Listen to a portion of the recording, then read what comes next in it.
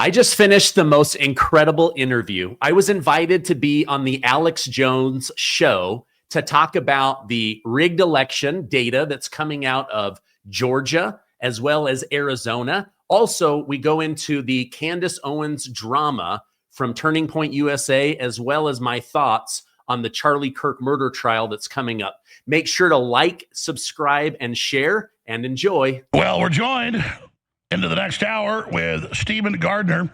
And I'd seen his work before, but I really started focusing on him when Charlie Kirk got killed. He lives up there in Utah. He went to this college.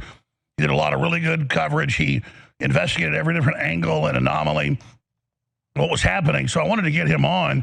And also, he did really great reports on all the huge news that just broke, confirming what we said, what Trump said about election fraud, really proving 2020 was stolen.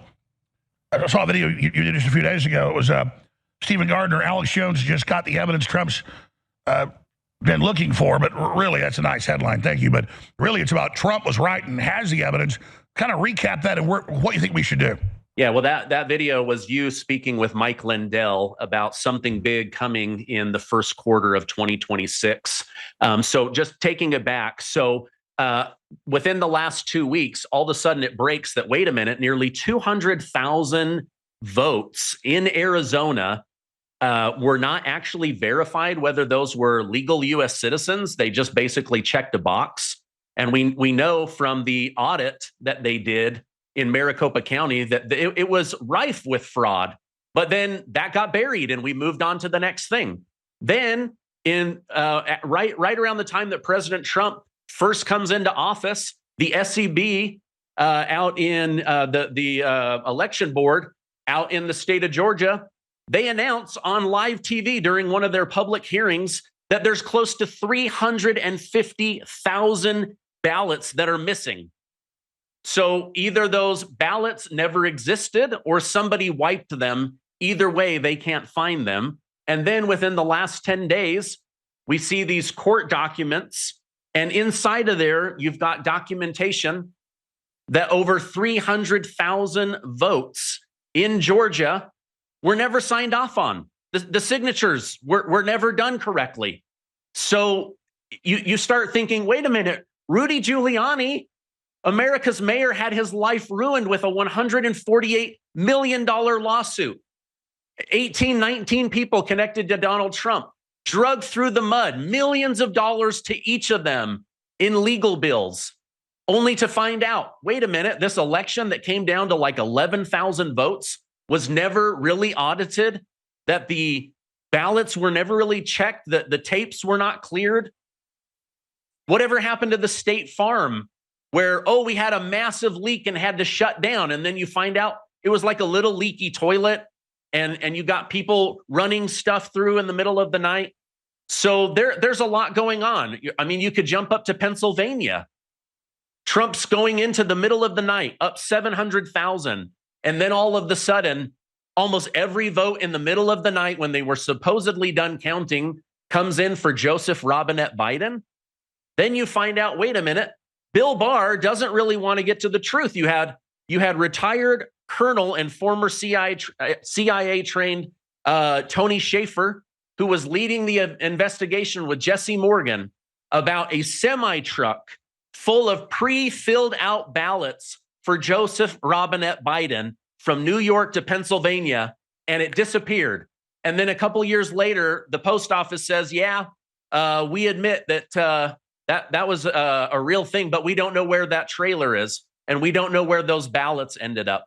So then you find out that Bill Barr shut that down. He pressured retired Colonel Tony Shaffer to shut that down. When he wouldn't, he fired him, pulled all of his funding. I'm hoping that that is something that we see coming out soon. So yeah, this thing down in Georgia wrecked lives. And yet at the same time, the mugshot that Trump got helps him raise $10 million.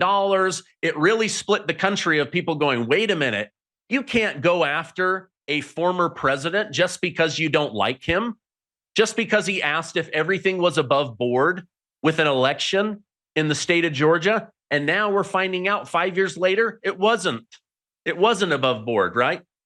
So that was the huge breaking news from Arizona to Georgia, up to Pennsylvania, back to Georgia. I mean, it's crazy how many lives they've ruined in an attempt to destroy Donald J. Trump. Well, I know he's got this election integrity commission. I've been told January they're going to start releasing findings of it. But then you've got all these federal judges trying to block it. What does Trump need to do? What do we need to do to try to get more integrity to the election so they can't steal it? So, let me tell you one thing from TPUSA that I kept hearing over and over again in the hallways. I kept hearing people saying, can we just get one arrest? Like, we came into this administration wanting 1,000 arrests. Can we just get one arrest? So I think that Trump going into 2026, he's got to get somebody. If they're not going to get Letitia James or James Comey or John Brennan, they've got to get somebody, right? Maybe it's this Georgia stuff. Maybe it's going back to Elon Musk's complaint. You know, we've been mailing checks every single month to people that are depositing those. Why is nobody being arrested? Why are people stealing taxpayer money through the SNAP program and then nobody's arrested? It's not enough to just cut it off. There's got to be arrests. And then, as you were just covering in the top of the hour, Alex, you've got over in England, you can be arrested for calling somebody a Muppet, but we can't get people that stole billions of dollars from Somalia arrested. So America has its own judicial issues. But going into this, I think President Trump needs to start revealing the evidence. You know, I remember last year he said, hey, we got binders full of evidence that we want to release. And then his attorney said, never mind. We're not going to do that. We're going to hold off. When Pam Bondi was going through her confirmation, you had Adam Schiff and others saying, will you right now say on live TV that there was nothing fishy in the 2020 election? She said, hey, I personally have a lot of questions just about the state of Pennsylvania. So I feel like the desire is there, but is the activity? Are they actually doing anything? That's where I'm frustrated. And as I walk the halls of TPUSA, as I talk to family and friends, people I go to church with, they're saying, where are the arrests? Where is the accountability? And then, as I mentioned, at TPUSA, they were saying, can we just at least get one? Can we get one domino to fall? So that's where I'm frustrated. That's where I think of a lot of the American people are frustrated. Well, Stephen Gardner, you're absolutely right. As big as election integrity, some real arrests. Notice there was not a perp walk of Comey or Letitia James or of any of them. And now a lot of that's getting thrown out by these controlled judges. It's that we're pulling from a government pool of people that are corrupt or cowardly or lazy, that target the few good people. And they know Trump's going to be out of office soon, and they're not betting on Trump or America. And that's the real power of the deep state, is the judiciary and the corrupt legal system that will let them do anything they want. Yeah. You know, one thing that J.D. Vance, Vice President J.D. Vance, said in his speech at Turning Point USA, he said, hey, if you're becoming impatient, just know that we are too. Remain impatient. Demand more of your leaders. Help us make this change that would allow us to push through Trump's agenda. I'm paraphrasing. I don't know what he meant by that change. Is he talking about this blue slip rule that's blocking Trump from putting in better attorneys? Is he talking about nuking the filibuster so that they can't continue to block him? Or I guess I was a little bit confused about exactly what they want to do. Now, I'm an optimist. I believe Trump has done a lot of good. He's my guy. He's the one in the office right now. So I'm trying to funnel information out to the American public so that he'll go out and do what it is we need him to do. But I really think that arrests are one of the biggest things that he could do that would really make people go, wow, okay, this is a big deal. Exposing the voter fraud, because right now, just like COVID, a lot of people feel like they went crazy because they knew something was wrong with the election. And now the evidence is coming out, but nothing's happening. Same thing with COVID, right? We know that we were scammed. We saw it with our own eyes, but then nothing's happening. So I think we're at that phase where we want to see something happen. You're absolutely right. But I'm seeing more and more mainstream reports, independent reports, just the general public, figuring out, and you cover this in your report, what Mike Lindell talked about, and then they've done the polls and studies, The Republican Party, and this is admitted, is the majority party for the first time in its history. It didn't come along till the Civil War, folks, just the Democrats before, and the Whigs. And people are figuring out it's mainly election fraud, and that most areas really are red, and the Democrats know that, so their backs up against the wall. That's why they need to replace all these people that are, old leftists dying with all these illegal aliens. That's why the fight is all coming down to the wire right now. And I know Trump is frustrated, and you're absolutely right. We just can't sit back and expect him to do everything. What can we do at the grassroots level? Well, I think state the fact that, yeah, we're not getting instant gratification. A lot of good's been done. That would take hours to go over. Fundamental change. We know Trump's trying. But then what do we do individually to supercharge this? So one thought that I've been having is if we're not going to get the arrests, then we better get the firings, right? Maybe Pam Bondi is not the person to get this across the finish line. So we've got to maybe put pressure there. Like, I wish it had been Matt Gaetz. I'm not going to lie. Pam Bondi seems like a nice person. I've never met her. But so far, her track record is fumbling Epstein and nobody being arrested, not even being perp walked, not even being mugshot, nothing, right? So if we can't get the arrests, we at least need the firing. And he has to keep those campaign promises. Now, he's kept a lot of campaign promises, but there are a few key ones that he has to get done, or else there is a real risk of losing the midterm. He's already got a lot of people turning on him. As I get on X, some of the people that supported him the most 1 year ago today are now, every single post seems to be them bad-mouthing him, pointing out something, nitpicking, saying it's not enough. I mean, I try not to go down that route because, again, this is our guy. This is the guy that I voted for 3 times, and I'm trying to be patient. But again, I guess that would be my message: is if you can't get the arrests, you got to do some firings. I 100% agree, because it's like, okay, you didn't do your job, you're fired. And I'm told that's coming very, very soon, because Trump understands nobody's going to be targeted as much as him and his family by this very same group. And I see the Democrats manipulating too, and they take clips of myself and many others out of context to claim that I've turned against Trump when that's not true. So there's a lot of really high-tech manipulation and deception going on. But, or they go, oh, Jones, you're now a party man. You're the establishment. I'd be glad to be if we got control of the country. But no, I'm the outsider. I don't follow trends. I set trends. And I've been critical of Trump or people in his administration get it back on the straight and narrow. And most of the time we see success. But getting us out of the carbon taxes and the Paris Accord, unprecedented for the planet, securing the border, no tax on tips, it goes on and on and on, cutting off federal funding to transgenderism garbage.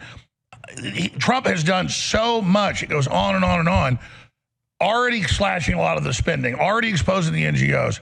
Bad mistake getting Elon out of there. It was moving quicker with him. But regardless, it's night and day. And so people get confused, though. They're like, well, wait, you're for him or against him? No, he's the boat we're in. He's the lifeboat. And the Democrats are the frozen ocean we're all going to die in, basically. So I'm just simply frustrated because we need our vehicle to be as effective as possible.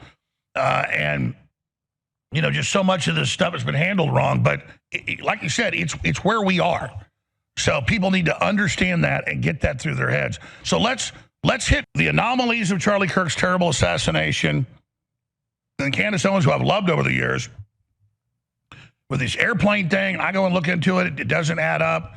And then now this new thing at this military base, and this guy goes in there, and there's all these colonels, and the head of TPUSA security, and all of that.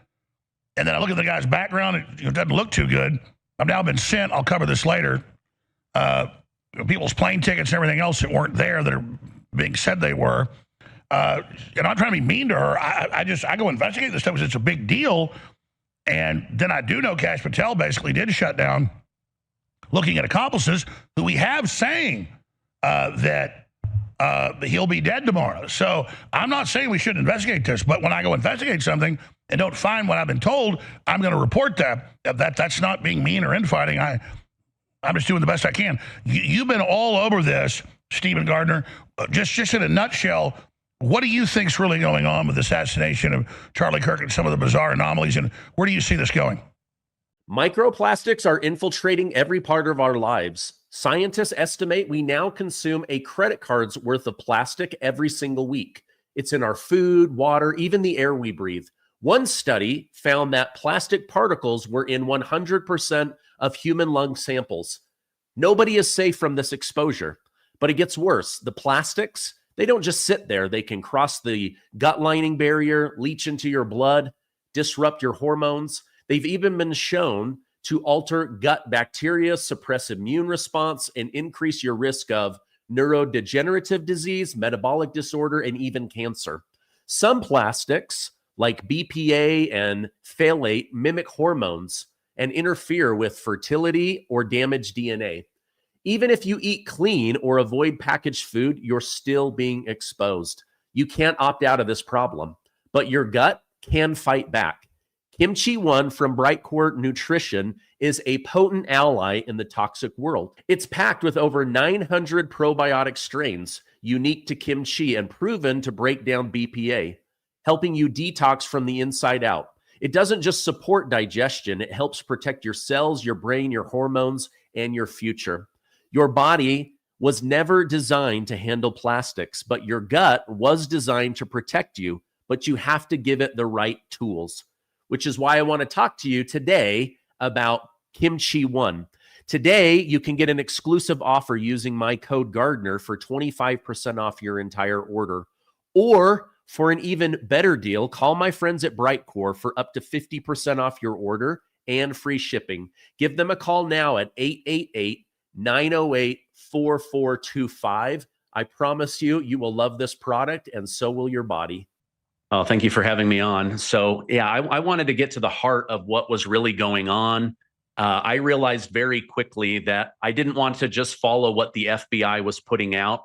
I needed to know what the police were saying, what the detectives in Utah were saying.